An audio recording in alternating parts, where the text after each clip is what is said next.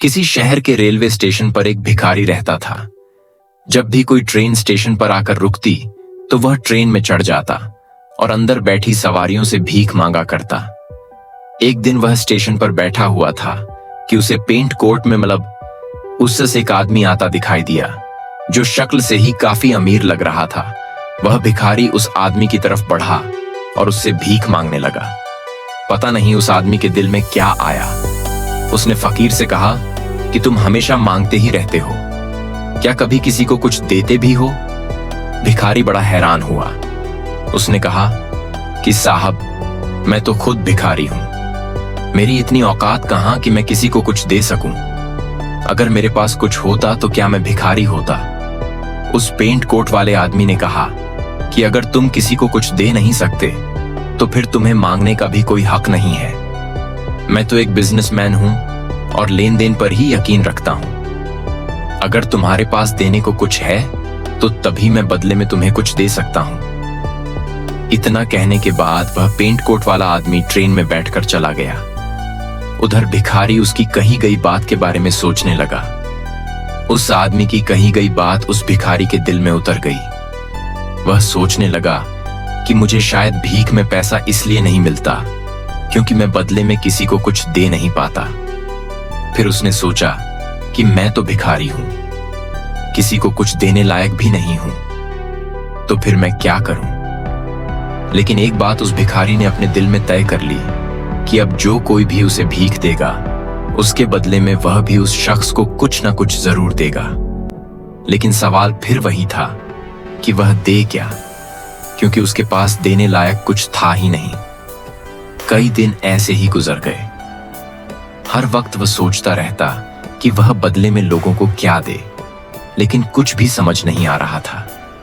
एक दिन वह रेलवे स्टेशन पर बैठा हुआ था कि उसकी नजर स्टेशन पर उगे हुए कुछ फूलों पर पड़ी। उसने सोचा कि क्यों ना मैं लोगों को भीख के बदले फूल दे दिया करूं। उसको अपना यह ख्याल अच्छा लगा। उसने जल्दी जल्दी स्टेशन के आसपास उगे फूलों में से कुछ फूल तोड़ लिए। अब जब भी कोई उसे भीख देता तो वह बदले में भीख देने वाले को कुछ फूल दे देता। इन फूलों को खुश होकर लोग अपने पास रख लेते थे। अब भिखारी रोज फूल तोड़ता और भीख के बदले में उन फूलों को लोगों में बांट देता था।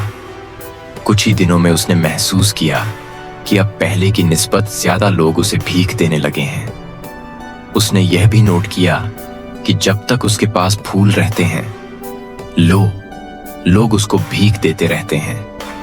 लेकिन जब बांट बांट कर फूल उसके पास खत्म हो जाते हैं तो उसे भीख भी नहीं मिलती थी। एक दिन जब वो भीख मांग रहा था और बदले में फूल दे रहा था तो उसने देखा कि वही पेंट कोट वाला आदमी ट्रेन में बैठा हुआ है जिसने उसे भीख के बदले में कुछ देने को कहा था। वो सीधा उस आदमी के पास गया और भीख मांगते हुए कहने लगा कि आज तो आपको मुझे भीख देनी ही पड़ेगी, क्योंकि आज मेरे पास भी बदले में आपको देने के लिए कुछ है। आप मुझे भीख दीजिए तो बदले में मैं आपको फूल दूंगा। उस आदमी ने उसे भीख के रूप में कुछ रुपए दे दिए और बदले में भिखारी ने उसे फूल दे दिए। उस पेंट कोट वाले आदमी को यह बात बहुत पसंद आई।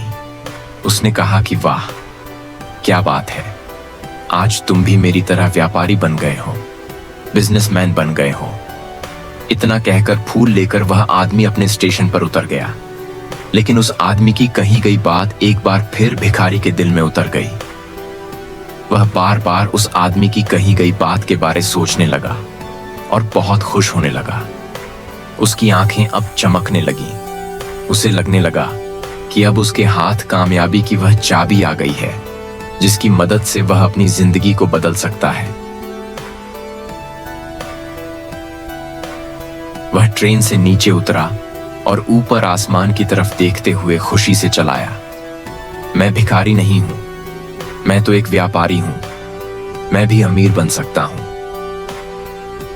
आसपास खड़े लोगों ने उसे ऐसे करते देखा तो सोचा कि यह भिखारी पागल हो गया है। दोस्तों, उस दिन के बाद वह भिखारी उस स्टेशन पर दोबारा कभी नहीं दिखा। 6 महीने के बाद उसी स्टेशन पर 2 आदमी सूट बूट पहने सफर कर रहे थे। दोनों ने एक दूसरे को देखा तो उनमें से एक ने दूसरे से हाथ मिलाया और कहा कि क्या आपने मुझे पहचाना? दूसरे आदमी ने जवाब दिया कि नहीं, मैं नहीं पहचान सका। मेरे हिसाब से तो शायद हम लोग पहली बार मिल रहे हैं। पहला आदमी दोबारा बोला, नहीं, आप याद कीजिए, हम पहली बार नहीं बल्कि तीसरी बार मिल रहे हैं। हम पहले भी 2 बार इसी रेलवे स्टेशन पर मिले थे। मैं वही भिखारी हूं जिसे आपने पहली मुलाकात में बताया था कि जिंदगी में क्या करना चाहिए, और दूसरी मुलाकात में बताया कि मैं असल में कौन हूं। आपकी दिखाई हुई राह पर चलते हुए मैंने इसी स्टेशन से फूल तोड़कर बेचने से अपने काम का आगाज किया था, और आज मेरा फूलों का एक बहुत बड़ा कारोबार है, और उसी कारोबार के सिलसिले से ही मैं दूसरे शहर जा रहा हूं। आपने मुझे पहली मुलाकात में कुदरत का वो असूल बताया था जिसके मुताबिक हमें तभी कुछ मिलता है जब हम दूसरों को कुछ देते हैं। लेन देन का यह असूल बहुत अच्छे से काम करता है। मैंने यह बहुत अच्छी तरह महसूस किया है, लेकिन मैं खुद को हमेशा एक भिखारी ही समझता रहा। इससे ऊपर उठकर मैंने कभी सोचा ही नहीं। और जब आपसे मेरी दूसरी मुलाकात हुई तब आपने मुझे बताया कि मैं एक व्यापारी बन चुका हूं। अब मैं समझ चुका था कि हकीकत में मैं एक बेकारी नहीं हूं, व्यापारी बन चुका हूं।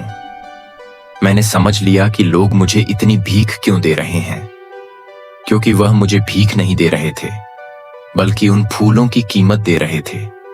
सभी लोग मेरे फूल खरीद रहे थे क्योंकि इससे सस्ते फूल उन्हें कहां मिलते। मैं लोगों की नजरों में एक छोटा व्यापारी था, लेकिन खुद की नजरों में एक बेकारी ही था। आपके बताने पर मुझे समझ आ गया कि मैं एक छोटा व्यापारी हूं। मैंने ट्रेन में फूल बेचने से जो पैसे इकट्ठे किए, उनसे मैंने फूल खरीदकर बेचना शुरू कर दिए, और इसी तरह मैं फूलों का व्यापारी बन गया। यहाँ के लोगों को फूल बहुत पसंद हैं। उनकी इसी पसंद ने आज मुझे फूलों का व्यापारी बना दिया है। दोनों आदमी बहुत खुश थे। वह दोनों अगले स्टेशन पर उतरे और अपनी अपनी राह पर चल दिए। दोस्तों, इस कहानी से हमें बहुत कुछ सीखने को मिलता है। कहानी में पेंट कोट वाला बिजनेसमैन गिव एंड टेक के असूल को अच्छे से जानता था।